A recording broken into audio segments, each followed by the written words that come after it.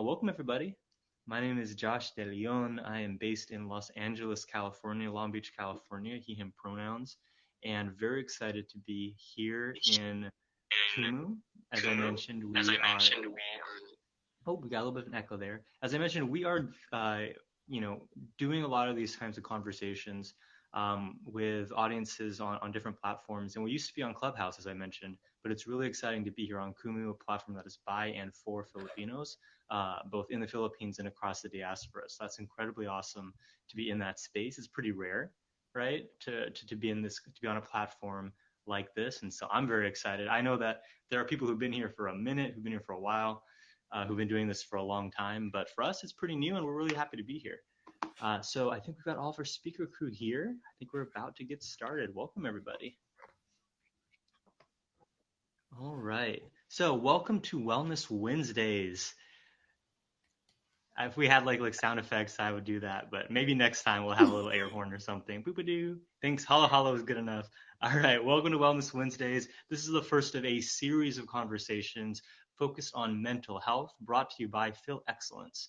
FilExcellence is a 501c3 nonprofit and a community that is really focused on uplifting and empowering and elevating the Philippine community in America, in the Philippines, in Canada, in Germany, in Scandinavia, everywhere around the world. If you are Filipino or identify as such, we are there with you. And so it's incredibly exciting to be a part of that. And we're here on KUMU, a platform that is really allowing us to do these kinds of live streams and reach people from around the world. So that's super dope. We're going to be having these conversations every Wednesday for the rest of this month because this is Mental Health Awareness Month. And this is really going to be our focus for today and for the rest of this. And so we're going to have these really in-depth conversations that will hopefully be incredibly meaningful and useful for people, whether you have a lot of background in mental health, whether you are still learning to talk about it, wherever your area of growth, wherever your area of personal journey is, this is going to be for you. And definitely please be engaged in the chat. We want to be able to be responsive to your needs, to your questions, to your experiences. So use that chat. We'll be watching it. We want to hear from you. So with that, welcome everybody. Let me pass it over to Argentina to tell you a little bit about the hashtag Isang Diwa, hashtag mental health campaign, and then we'll go ahead and get started. Thanks all. Thanks, Josh. That was such a great introduction. Hi, everybody. My name is Argentina. I'm the founder of FilExcellence. I'm from Toronto, and welcome to Wellness Wednesdays. So I just want to take a few minutes to talk to you about our hashtag campaign, hashtag Isang Diwa, which means one spirit. The focus on this hashtag is to create awareness and to end the stigma on mental health in the Filipino community globally. So I just want to mention a few facts regarding mental health within the Filipino community. So mental health has become the third most common disability in the Philippines. About 6 million Filipinos live with depression and anxiety. And another study found that Filipino American adults and girls have the highest rate of suicidal ideation among Asian Americans in the US. And a 2015 review found that Filipino Americans have some of the highest rates of depression among Asian Americans, and Filipino Americans across the board seek mental health treatment at some of the lowest rates. So we're looking to change that. So the message of our campaign is mental health crisis in our community is real. It's time to end the stigma, and seeking help is not a sign of weakness. The other goals that we have, other than ending the stigma, is also we want to be able to connect people with the right mental health tools and resources that they need. So part of our goal is to create the largest resource center when it comes to mental health, and also a mental health directory that can direct Filipinos, wherever they are around the world, to a Filipino mental health professional. Because I know I'm in Canada. When I started the process of looking for a therapist, it's just impossible to find someone that's Filipino that can, connect with me, because there's just that cultural aspect as well. That's very important. So with that being out of the way, I'm going to pass it back on to Josh so we can get started for today's topic. Thank you, Josh. Perfect. Thank you, Argentina. All right, welcome everyone. You're not going to hear from just Argentina and me all day, although I'm sure you would love to. But I'm actually excited because we have a really great pair of panelists here who are going to really push us to have the most insightful and meaningful conversation we possibly can, but also bring a lot of grace and humanity and care to this work. And so that's why we're really glad to have them because they're experts, but they're also just really meaningful contributors to our community and have, even in our brief conversations, already uplifted my own mindset and all of this. So I'm really excited to have them here. Why don't we introduce? I'll pass to Lauren first, and Lalaine second. You can go and introduce yourself, and tell us why you want to be a part of this conversation. Lauren, over to you. Yes, thank you. Well, first of all, just thank you for having me. New to this app and newer to this community, and just the power and beauty of technology for us to connect like this in different places. I reside in Alexandria, Virginia, which is like 10 minutes outside of DC. I'm a second gen mixed Filipino American. I was born in San Diego. And what I do for a living and what my passion is I'm a movement and mental health artist. Mostly been known for my dance background, my dance career in choreography and performing and teaching and educating. But I'm also a certified life coach, certified positive psychology practitioner, certified mindfulness stress-based reduction teacher as well. A multi-passionate woman who's just really an advocate for especially the AAPI community to take up space and to do the healing work. And I'm excited about this topic because it's just been in my world a lot, just like most of you, for the last 2 years of this pandemic when the rise of the hate crimes started showing up. And I had to have conversations with myself of like, how do I feel about AAPI hate crimes? What does it mean for me to identify as AAPI? And I'll talk more about it when we get into the topic of why intergenerational trauma to me is so important, that we educate not just our peers, but our families and our parents in a way that we can respect them and love them, and also share with them that there are other ways of going about, family trauma and things of that sort. So excited to be here and can't wait to have this conversation. Thank you. Over to you, Lala.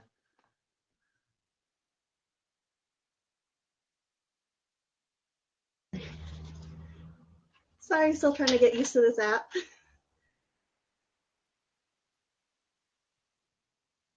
Oh, I think we lost you for a second there. You're muted. Oh,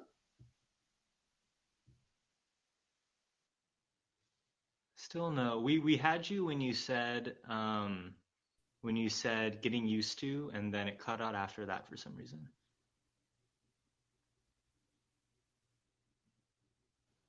How about now? Better. Better? Thank you for your patience.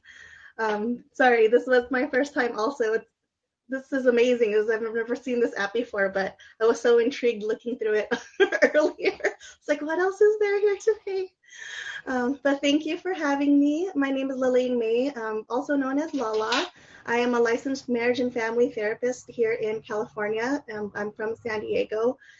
The reason why I'm very interested in this initiative is because working in community mental health and being in leadership in community mental health, I saw a lot of stigma, especially in our AAPI communities when it came to not only acknowledging mental health struggles within our communities or our families, but even encouraging the help-seeking behaviors, because that stigma and like, oh, we don't talk about these things, or you only need to talk to your family, maybe not even your family, maybe just like your family of origin, but nothing outside. So I am just grateful to be part of that initiative to start breaking that stigma. Thank you. And I appreciate you both gesturing towards this, but let's recap for everyone in the room what we're here to talk about and really dive into this. This conversation today for Wellness Wednesday will be around intergenerational trauma. Intergenerational trauma. And I know that I did not know this word when I was in high school. I know that I didn't know this word when I was a kid, but it would have helped me a lot then. So I'd love to hear from both of you. What is intergenerational trauma? What does that mean? It's a really broad term, but intergenerational trauma occurs when the effects of trauma from a generation before us gets passed down to the different generations. And it can come from historical trauma, it could come from direct trauma in their lives having those experiences. It can be some passive trauma, because trauma for each of us is different and our realities are different, so our trauma experiences are different. So any type of trauma that someone from generations before us have experienced and are passed down to us is considered intergenerational trauma.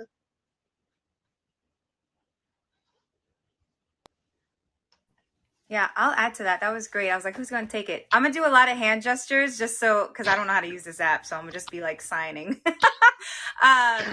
To add on to that, like how can it get transmitted is there's two different ways primarily, and that's through epigenetics, through our gene expressions, literally being born into that. Like if our mothers was in a lot of stress while they were pregnant with us, and then it starts to create genes that then transfer to us through that.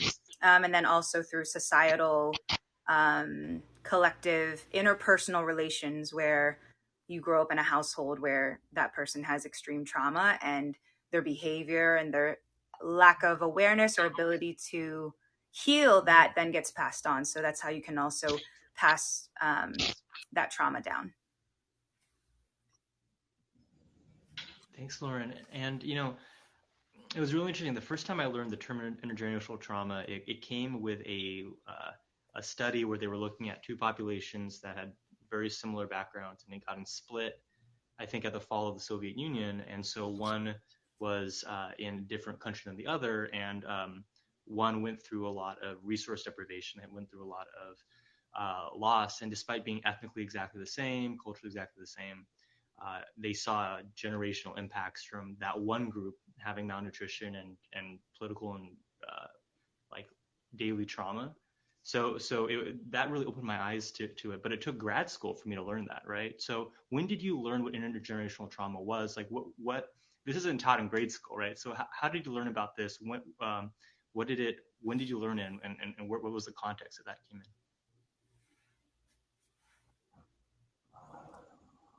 Do you want to go first? Yeah. I also learned it actually in grad school as well. When I went to grad school for clinical psychology, and during my first family therapy class, they were talking about family systems and interventions and processing or even acknowledging intergenerational trauma. And I was like, I know one word, what does the other word mean? And part of the practice for that class was actually acknowledging and processing our own, to be able to bring it, because one of the requirements for grad school is to go to therapy and to bring it to our therapist to actually process it on ourselves, because we can't ask our client to sit in a chair that we've never been in. So it was really focused in that grad school class, like, can you see where that intergenerational trauma is, that on the downlines of on both sides of your families. Yeah, when I was thinking of this question, I think I always kind of knew about it, but there was no language around it for me just yet, since I didn't go to grad school for something like that. However, I have done a lot of certifications and practices, but I will say at the height of the pandemic, becoming aware of the trauma that's been passed down from our immigrant parents. And that's when I started really learning about that, and through the reading of, what book was that? Minor Feelings. Y'all know what I'm talking about. Minor Feelings by Kathy, I don't remember her last name, Kathy Hong. I highly recommend that book. Woo, mind-blowing book. But then I also started becoming more aware of intergenerational trauma when I started doing my healing work around the mother wound, which I feel I'll bring that up later in today's conversation, but started recognizing that I had a mother wound when I became a step-parent, a co-parent in the midst of this pandemic. And to repeat that book, it's titled Minor Feelings by Kathy Park Hong, I think. Really incredible book. I can share like a YouTube video of her speaking about the book and reading from it. But that was the first time that I had read from an Asian American author about their experience. And it was like, holy crap, I'm not the only one that had parents like that, or who witnessed their dad with their Asian anger and not understanding what that Asian anger was. So, but that's my answer to that, because I could keep talking. So I'll pass the mic back to you, Josh. I actually do have a follow-up question because we're talking about it. You know, Josh just mentioned he learned about it in grad school, similar to everyone's experience, right? For me, I learned about it just by talking. I was hosting a lot of conversations in Clubhouse, and we're talking about it, and there's mental health professionals. And that was the time that I'm like, I heard about the term, but I didn't realize how it applied to me or in our community, right? So I just wanted to read Intense Mindfulness. Hello, nice to see you here. She follows us as well on TikTok. If you want to join us on stage, please feel free to do so. She mentioned resource deprivation is a huge part of intergenerational trauma, which is such a great point, and I'm going to get both our experts weigh in on that. The other follow-up question that I have is that, okay, now, you know, all of us here on stage talking about it, we understand what it is, right? How do we use it, like, or how do we explain it to our family members who are not exposed in the whole mental health world, or are new to it, or just, you know, trying to figure out what it is? How, like, what would be like the layman's term that we can use when we're trying to describe it to our families or friends that may not be familiar with the term? I would encourage to bring it up very carefully and very tactfully. One concept that I guess tried to communicate it as is just the historical struggles within the families. I think, I'm not sure about each of you, but when we start talking about mental health is kind of like in our family. But if you support it with either science or medical terminology or something factual that our older generations respect, then their ear will get turned to you rather than be dissuaded to listen. So that's what I've kind of conceptualized it to them by. It's just historical struggles within the family. Yeah, I have a different approach, just from my experience, and I think we all have different parents. So the approach needs to adapt to who's in the room, right? And what I have learned, and I think I just developed a practice of being curious. And I think that that comes from my coaching background. But changing the conversation is huge. And so instead of trying to, I love that we have different perspectives in here, but I approach it with a conversation with my dad, and my mom, and also recognizing that maybe one of them is not in a place to receive that information. Because when you try to teach someone who is causing part of your trauma, you try to teach them about it, they're going to be defensive, they're going to reject it, they're going to have denial. And a really great example of that is I put on an entire dance production about the mother wound. The mother wound is the pain that gets passed down due to living in a patriarchal society. So it's the pain that our moms had from their grandmother and so forth. And my mom saw that I was marketing this show because I did not really tell her that I was doing a full show. She lives in California. I live in Virginia. Of course, she was going to see it on my marketing. And she brought it up, and she kind of like was in denial about it and downplaying. Oh, what mother wound? You getting through college? Me, just kind of being not so nice about it. And the old me would have turned that into a fight and into an argument, because now I'm recognizing I've had so much trauma living inside my body that I was always combative with her because of my childhood. Now I'm recognizing that she had trauma that was never addressed. So when my parents divorced, I was receiving that brunt of the trauma. So with her, I am not ready to have that conversation necessarily. With my dad, there's curiosity. And so I ask my dad certain questions around, what's one thing you wish you could change before you die? He's 80. And he said, for all my kids to speak to me, for there to no longer be distance and dysfunction. And it broke my heart. And I'm the youngest of all his kids. And I had to also recognize and accept that I can't fix the family trauma. I can't fix my 6 other siblings who had a totally different upbringing and we have different parents. What's going on here? But what I can do is say, hey, Dad, I recognize that Kuya Sam really just needs you to be a dad right now.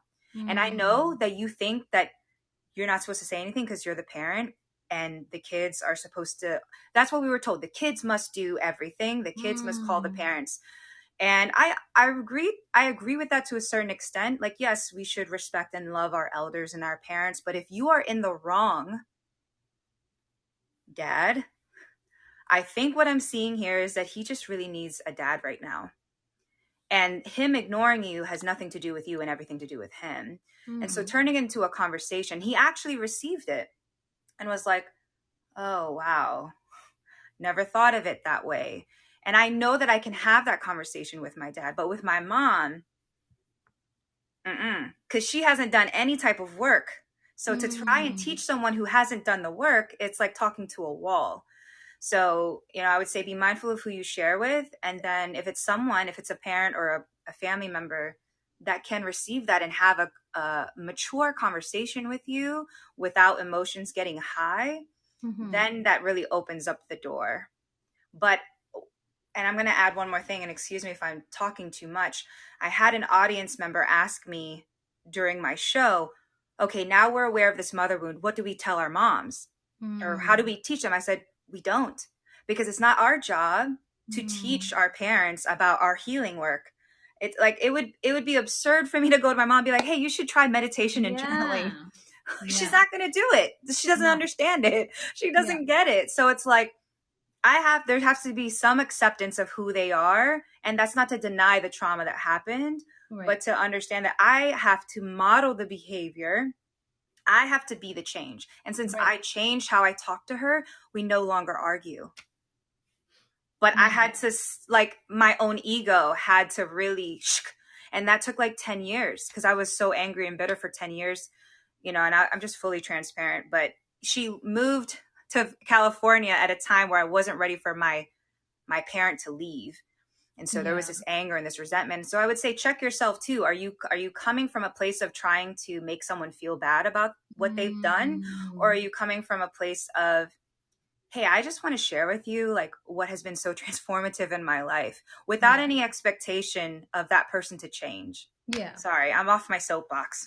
No. That was my neck almost snapped off trying to agree with you because I could you and I have very similar experience, because for me, I had to have that self-awareness as well, that I no longer feel any resentment, because if the resentment's still there, it's so hard to move past it, right? Because every single time that they would say something, you're ready to attack, right? Because that trauma is still not completely healed. So for me, engaging in conversations like this is very healing, because even the part that that you're not going through it alone, and that other people share the same experience, and they understand where you're coming from, is quite healing. And you're absolutely right. When you take on that position of, hey, here's what you should do because this is what I did, it's a complete attack, right? Because it's because even when I'm posting about it on social media and talking about it in general, as in the point that where you mentioned, hey, what's happening? It seems like there's a party happening in our stream right now. Okay, welcome. Hi, Tessa. I'm trying to stay focused, but I just see balloons. Whoa, what's happening? So actually, I would post content about healing, about intergenerational trauma, about mental health in our community. And my dad sent me a DM saying, are you mad that we're your parents? And I'm oh my God, right? And the old me would be like, what are you talking about? Or I'd be like, yeah, I am, because you did this, you did that. That was, the unhealed version of myself. But understanding that, okay, because they don't have the same access to the information that I have, and they're not exposed to the conversations that I've been having. So like what you said, it's not going to be the same. So I didn't engage in terms of, no, like I didn't become defensive or anything like that. Because I know that it was just a trigger for him, and I know that he's not going to stay in that zone. So I waited for him to kind of like calm down, and then he sent me a message like, hi, how are you, like trying to re-engage again. That's when we had that conversation, and just like it's a very slow process. Like people seem to think that once you know and you have the information, it's like, here it is, here's the solution, everybody. If anything, I feel like it intensifies because now you know, and now you're frustrated with everybody in your life because you're like, and you're more aware of like the triggers and the symptoms and all of that kind of stuff, right? And it's so different because you're right. Like I feel like for me personally, it's such a challenge trying it with my parents in comparison to my kids. My kids, we went to watch Encanto. We don't talk about Bruno. Boom, intergenerational trauma. Yes, right? such a good movie. That's the conversation. They understood it, right? Yes. But yeah, it's like, what are your thoughts, Lalaine? Oh. Sorry, I was trying to click on the unmute button, but the party was going on. I know. There's like balloons happening. There's streamers. I'm like, oh, what's happening? I see and agree with both of you. I mean, I feel I guess coming from a therapist, when I do speak with someone, our goal is always to try to align with them and stay neutral. So for me, I come from my family. When speaking with my family, I know their reactions to me are never coming from a bad place. I didn't wake up today and was like, if we're going to talk about intergenerational trauma, I'm going to be a jerk to Lala or to Lalaine. I know that's not where it comes from.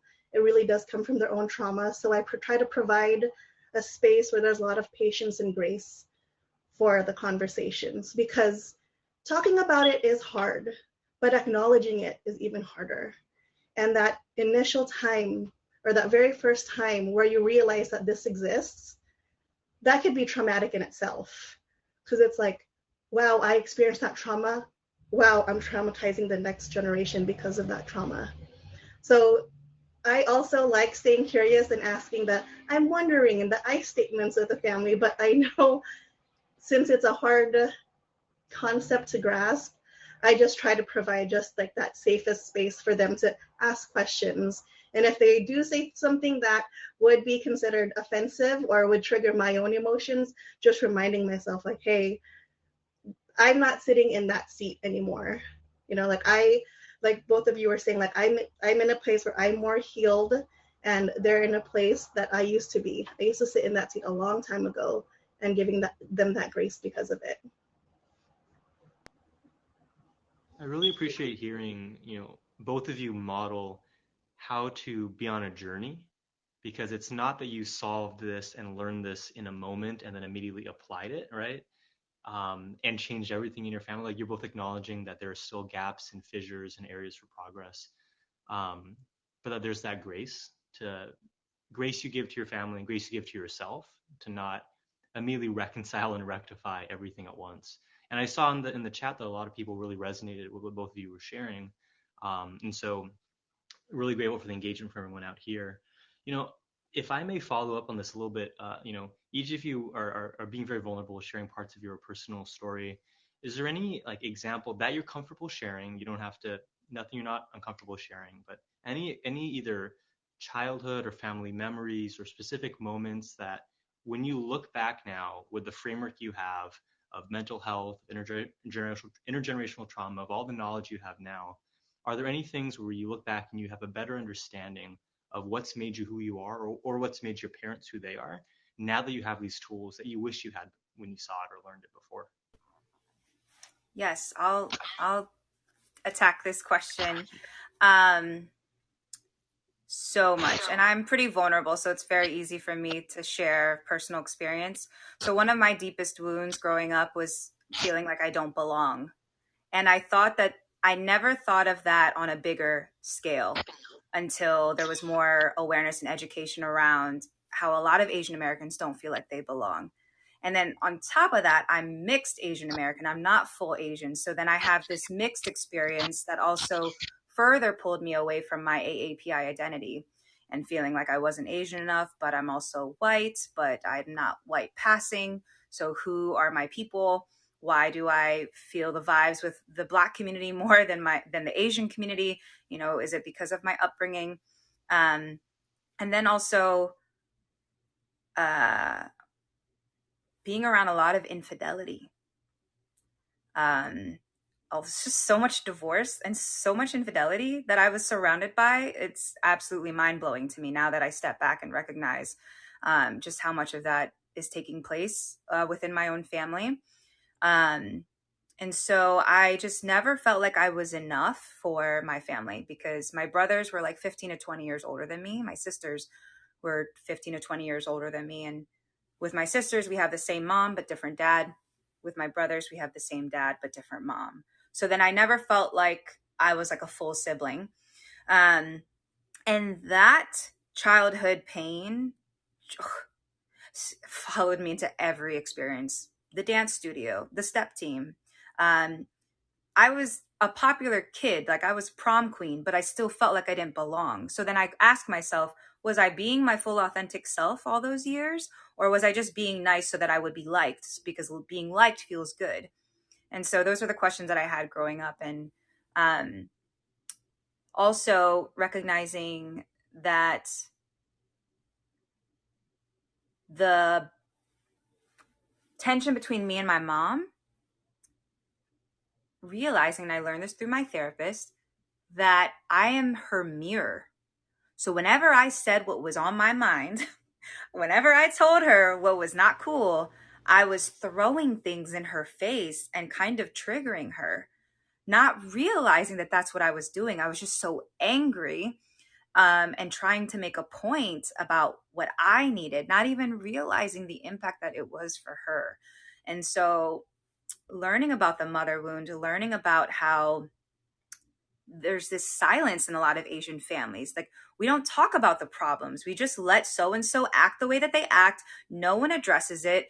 So then we further perpetuate this cycle because no one's addressing it. So people don't even know that they're being rude or harmful because no one will speak up. But then if you speak up, you're the black sheep of the family. So what are you supposed to do?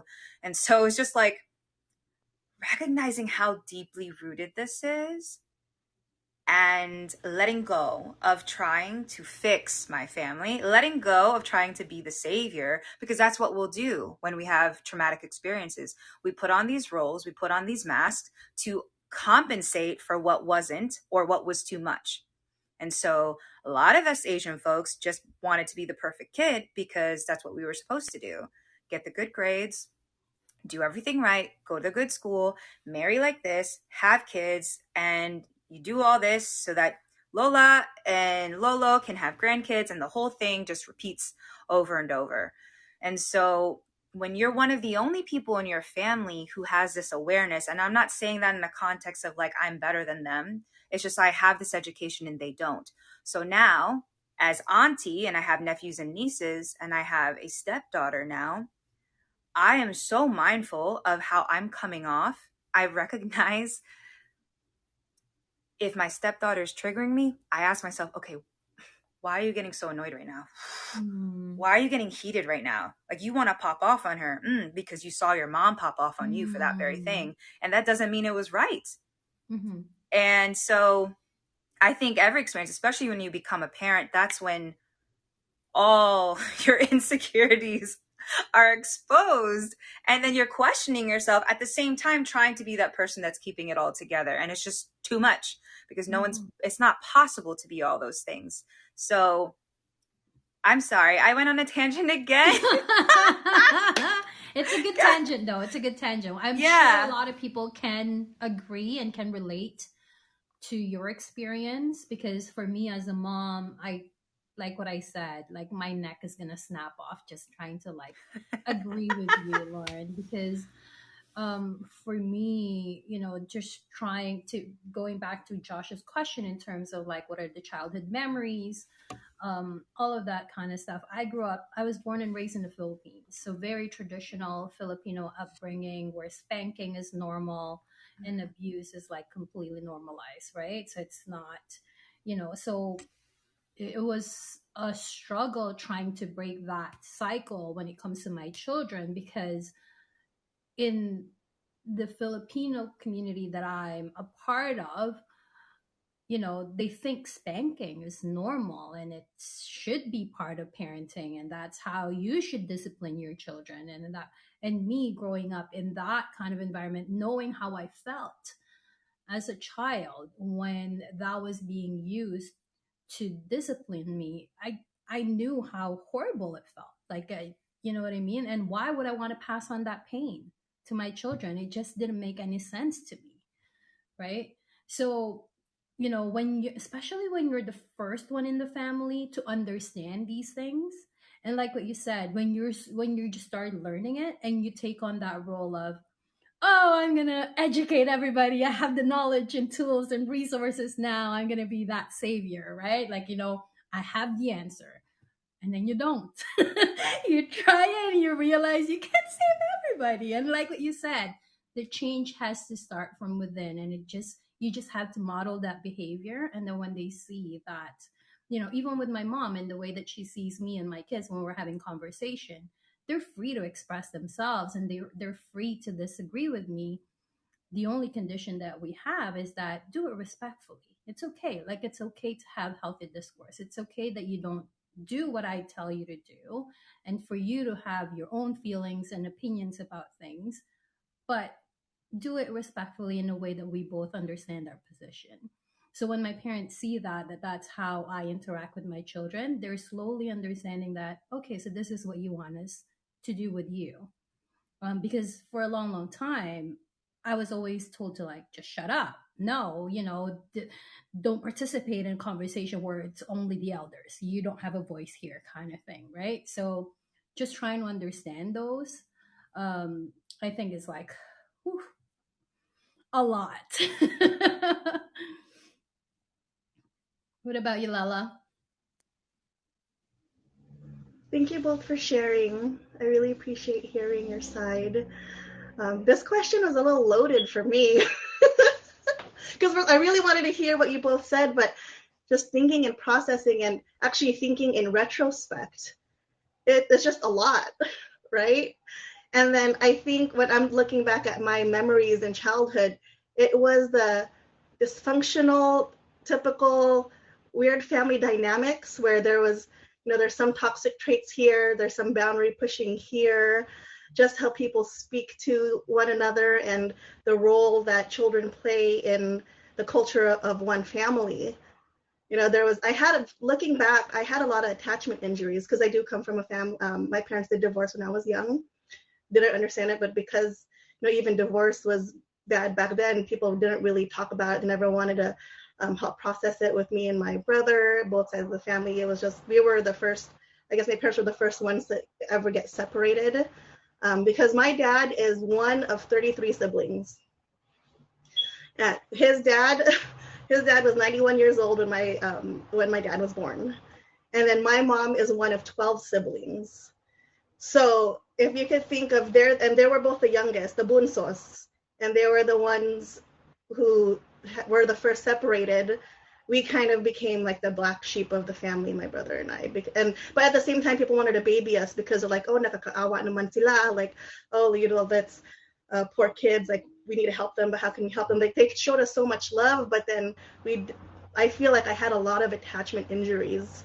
And I realized everything and all those things that we experienced, it all had a function to how the family dynamic was, though. These individuals believed or acted the way that they did. Basically, it was like a survival instinct. It was their either, how do we always say? I just lost this like at the tip of my tongue. Our fight, flight, or freeze instincts, right? And there was a lot of unmet needs that were triggered by different traumas there, and then they struggled with it. And however they communicated with us, or the attachment injuries that did happen, it was due to that, not because it was my fault or my siblings' fault. And so me seeing that and understanding what intergenerational trauma was, it was never because of us, but they were trying to protect us in the way that they knew. Basically, they did the best they can with what they had. And the intent was good, but maybe the execution or the reception was not. But yeah, that was my experience with it. I know that we could probably have a lot of stories just from that preview there. But thank you so much for sharing that. I feel incredibly honored, one, to even in the last like 45 minutes to have heard these narratives. And I know that with my family, even like on my dad's side, like a lot of our family members don't exist physically anymore. Like their house in the Philippines burned down. His birth certificate doesn't exist. So if I wanted to claim my like citizenship, that would be pretty difficult to do because of that being destroyed. There's all these like physical things that are gone. And oftentimes we talk about it only in the context of that momentary loss, but then there's all these other losses that come with that. And I thought that I had a big family, but you've won. So I concede victory and will never challenge anyone on that again because you win very clearly when it comes to that. And I think that's something that's really meaningful when you look at a lot of us having these really big, complicated family dynamics where even there's like multiple generations within one generation almost, right? And that there's these different experiences between sibling sets and between cousins even, right? And that there can be a lot of diversity in experience, even with people with the same parents, right? Or the same father or the same mother or whatever else. So we've talked a lot about looking back at our experiences, our family's experiences, recontextualizing them and knowing what to do with that, with the knowledge we have, with the language of intergenerational trauma. But a part of this conversation is also what do we do looking ahead so that we can break that cycle of trauma and really try and create the kind of empowerment and support and cultivation for our nieces and nephews and our kids and our community members who are our age and younger, right, and who are not here yet, right? So what are whether it's knowledge, resources, tips, tools, your own information, if you have your own company or service you want to put out there, whatever else it might be, what are some things that you would want people who are new to this conversation to know how to use or how to talk about or how to think about so they can help unpack and end this cycle of trauma that's being passed on to the next generation? I know it's a small question, so. Oh, this has been such a good conversation. I'm like, an hour's not enough. But what I would share, something that I learned from Dr. Marielle Bouquet, who is a trauma-informed psychologist and has a lot of knowledge and resources around this, is she said there's 3 ways of healing. And the first way is healing back. So healing for our ancestors, doing the work, what they've done. Then healing laterally, what we can do now here in the present moment with our relationships, our adult relationships, how we talk, the conversations that we have. And then healing forward, which is how do we pass this on to our children? And so the best way that we can keep this going and to destigmatize this is for each of us to talk about it more, to take up more space, to be brave, because this is not an easy thing. If it was an easy thing, everyone would be talking about it, but they're not. Some people are afraid to talk about it. So I would say if you are in a space where you don't feel safe to talk about it, find who your people are that you can talk about it with and get in community with like-minded folks. I think that was one of the most healing things that was brought up, was just knowing that other Asians go through this and it's not just me, because for the longest time I thought it was just me. I thought something was wrong with me. I was like, what's wrong with my family? But we're all messed up in a beautiful way. And I think if we start to accept that it's a beautiful mess, like that it's not our job to be the healer and the savior, and that all I have to do is do my healing work. Because when I heal, then all my relationships shift. right? If I healed, my relationships change. And if my relationships change and I have that impact on other people, they're going to then touch other people. And it has this beautiful ripple effect. And yeah, I would say read up on it, watch shows around it, just be mindful of the type of content that you're consuming and who are you receiving that content from, because not everything will be helpful. Some things are going to be harmful, and you need to have that wisdom and discernment to know. And then to close this, I have a podcast called Thrive and Thread. I talk about these things. I interview different people about these things. I'm also a coach and a wellness facilitator. I'll be launching a group program this summer specifically for the AAPI community. So follow me on Instagram. It's the same as my handle on here, the Lauren de Vera, or visit my website, lauren-devera.com. Thank you. Thank you, Lauren. And a follow-up for me is always try to ask yourself, where's my feet? And for a little bit more explanation is, where are you right now? Physically, where are you? Emotionally, where are you? Mentally, where are you? What are you ready to learn about? What are you ready to read about? Because I always say Google is my best friend.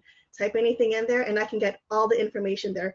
Sometimes things are out of the scope of my competence or my practice, but it's there for me to read and it's there for everyone to read.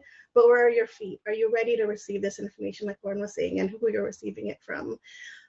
Not giving yourself a lot of pressure or a lot of I guess shame and blame into doing it also, because how everyone says that the sun rises and sets in different parts of the world because it's their time. It's also your own time and your own healing. And it doesn't have to be right now. It doesn't have to be tomorrow. It's wherever your feet say you're at that day or at that time. So provide yourself that opportunity when you feel that you're ready for that opportunity. That's so powerful. Lala, is there anything you want to share for your either like your websites or your resources or anything where people can access you? Yeah, so the group practice or the private practice that I work for is Lee Center Health and Wellness. They are based out in Washington, but I am the clinical director for their California location and one of the therapists. Lee Center, it's LE, it is Vietnamese owned, lecenterhealth.com. And my handle is, so this is my name backwards, Lalainemae backwards, but there's a V on it on Instagram. V and then my name, Lalainemae backwards. Got it. Thank you. All right. And feel free to put that in the chat as well. This has flown by. We had 50 plus minutes of conversation already, and I feel like we could keep going, and yet we're here. So we've covered a lot, and the conversation isn't done now. So, if people are around for our next Wellness Wednesday, that'll be on May 25th at the exact same time, broadcast on the same channel, FilExcellence. And we're going to really be building off of this conversation. Think of this as the foundation for this next conversation, because we're going to be talking, light topic, we're going to be talking about the impact of hundreds of years of colonization on our collective mental health today. So what does it mean for us, either in the Philippines or in the diaspora, to have our ancestry be connected to over 300 years of colonization by the Spanish, right? And then also colonization by the Japanese, by the United States, and by the continuing influence, of other countries, even after independence, right? And so really it's going to be an interesting, impactful, deep conversation that's going to connect not just our individual and personal journeys, but also that of us as a people, right? And the national traumas that we face and how that has an impact, because it does have an impact. These things that happen on the national scale have an impact on us as individuals. So that'll be the same time, 6 p.m. Pacific, 9 p.m. Eastern, here with the FilExcellence Live channel. Let me toss it to Argentina to see if there's anything else you wanted to really pull us home with, as we start to get close to the end of the conversation today. Yeah, thanks, Josh. Can we send Josh some hearts for doing such an amazing job hosting this live stream? Like, bravo.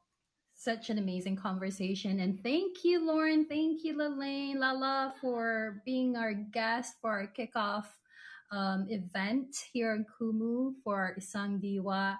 hashtag campaign Isang Diwa. If you're new to FilExcellence and you've never heard of our campaign hashtag Isang Diwa, please check out our Instagram. We post a lot of content, also on TikTok. And Josh mentioned the next conversation, which is the impact of colonization in our collective mental health. And it's really important because I just want to tie in what we've talked about today. And Lauren and Lala did a great job in terms of, hammering the point about compassion, right? And I think if we do understand our history, the history of our people, and then the history of our family, then we can grow that compassion because we understand their experience. So, as a final note for me to cap off this topic of intergenerational trauma, I have this note on my computer, constantly remind myself every single time I get triggered by anything within my family. I always think about, if trauma can get passed on from generation to generation, so is healing. So every time we say no to the status quo, every time we enter spaces like this where we share our learning and our unlearning, every time we reparent ourselves and pass that love to others, especially our children, we are stopping the cycle. And although it didn't start with you, it can end with you. You have that power, right? So thank you, everybody, for joining us. Thank you to our amazing guests. Thank you for all the people that joined us tonight. Please, please, please join us again next Wednesday, same time, same channel, same everything. And if you're not following Lauren yet or Lala here on KUMU and also on their other social media platforms, please do so. They're just wealth of knowledge, and the content that they're also producing in their social media platform is just very relatable and very timely. So thank you both for being here. I'm going to pass it to Josh to end the stream. This has been such a wonderful conversation. Thank you, everybody. Yes, thank you all so much. We've got some information if you want to follow us at FilExcellence on Instagram and at Filipinow.Global, at Filipinow.Global. If you want to follow us on Instagram, if you want to email us, reach out hello@FilExcellence.com, and we are happy to respond to that. Definitely click on all the hosts, give them a follow. Go to our host page, FilExcellence, and a little bit more information there. And we hope to see you next week, next Wednesday, same time, same place. Thank you, everybody. Have a great night, evening, morning, wherever you are. Appreciate you sharing space with us. Maraming salamat po. Thank you, everyone. Bye. Oh, by the way, before we end, if you've been clipping and if you're planning to share in your social media any of the content, please tag us. We'd love to see it. And thank you for sharing the room and clipping some clips. Is that what it's called? Is that clipping? So thank you, everybody. Feel free to tag everybody, follow everyone, and we'll see you again next Wednesday. Bye, everyone. Thank you. Bye. Do you want to do the closing sound, Michael? Bye. Bye. See y'all. Thank you. Thank you.